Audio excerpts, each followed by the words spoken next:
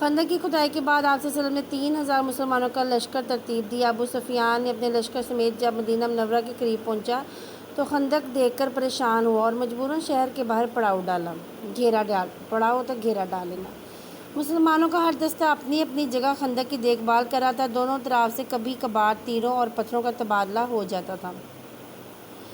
جب کبھی کوئی دشمن خندق عبور کرنے کی کوشش کرتا یعنی پار کرنے کی تو وہ خندق میں گر کر مر جاتا، یہاں پھر مسلمانوں کے ہاتھوں قتل ہو جاتا۔ کفار ہر روز خندق عبور کرنے کے لیے نئے جرنیل کو آزماتے مگر کوئی خندق کو پار نہیں کر سکتا تھا۔ اس جگہ سے خندق کچھ کم چوڑی تھی۔ اس مقام سے کفار کے لشکر میں سے ایک مشہور پہلوان عمرو بن عبدود خندق عبور کرنے میں کامیاب ہو گیا اور مسلمانوں کو للکارا۔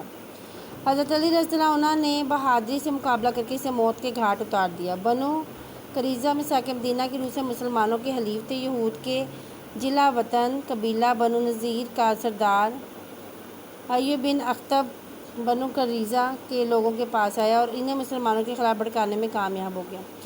بنو قریظہ نے ان قلعوں پر حملہ کرنے کا ارادہ کیا جہاں مسلمان عورتیں اور بچے محفوظ تھے۔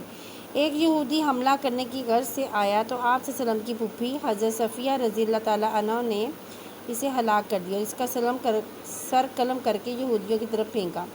وہ ڈر گئے کہ قلعہ کے اندر بھی مسلمان مجاہدین موجود ہیں تو انہیں دوبارہ حملہ کرنے کی جرأت ہی نہ ہوئی۔ ایک نو مسلم صحابی حضرت نعیم بن مسعود رضی اللہ عنہ کی حکمت عملی کی وجہ سے یہود اور کفار مکہ کے درمیان اتحاد ختم ہو گیا۔ یہود اور قریش مکہ کے انتشار سے مسلمانوں کو فائدہ پہنچا۔ ٹھیک ہے، اب سردی کا موسم بھی ہو چکا تھا جس سے کفار مکہ کے سپاہی بیمار ہونے لگے۔ ایک رات سخت آندھی چلنے سے کفار کا سارا سامان بکھر گیا، خیمے الٹ گئے جس سے ان کے حوصلے پست ہو گئے اور ان کے دلوں پر خوف طاری ہو گئے۔ ان حالات میں کفار کے لشکر نے وہاں مزید ٹھہرنے کا ارادہ ترک کیا اور وہ پڑاؤ ختم کر کے واپس گئے۔ نتائج کا نکلتے کہ غزوہ خندق میں مسلمانوں کے 6 مجاہد شہید ہوئے تھے۔ ان میں سے 3 قبیلہ اوس اور 3 قبیلہ خزرج میں سے تھے۔ غزوہ خندق فیصلہ کن لڑائی ثابت ہوئی کیونکہ سارے عرب نے بھرپور قوت کے ساتھ مسلمانوں پر حملہ کیا تھا مگر انہیں ناکامی ہوئی۔ غزوہ خندق کے بعد قریش مکہ کی طاقت ختم ہو گئی اور مسلمانوں پر حملہ کرنے کے وہ قابل نہ رہے۔ تمام عرب قبائل پر مسلمانوں کا رعب و دبدبہ بیٹھ گیا اور آپ صلی اللہ علیہ وسلم کی جنگی حکمت عملی سے حیران رہ گئے۔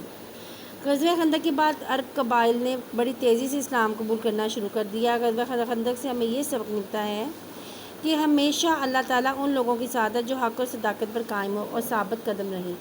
ہمیں بھی مصائب سے گھبرانے کی بجائے اللہ پر بھروسہ کرنا چاہیے اور اسی میں ہماری دنیا اور آخرت کی وہ کامیابی ہے۔ جی اس میں انتشار کا مطلب ہوتا ہے بکھرنا۔ ٹھیک ہے، جیسے یہاں آپ کے تھا کہ یہود اور قریش مکہ کے انتشار سے مسلمانوں کو فائدہ پہنچا ان کے بکھرنے سے۔ اچھا بچوں، آج آپ کو میں نے ریڈنگ کروائی ہے، کل ہم باقی اس کے نیکسٹ مشق کریں گے۔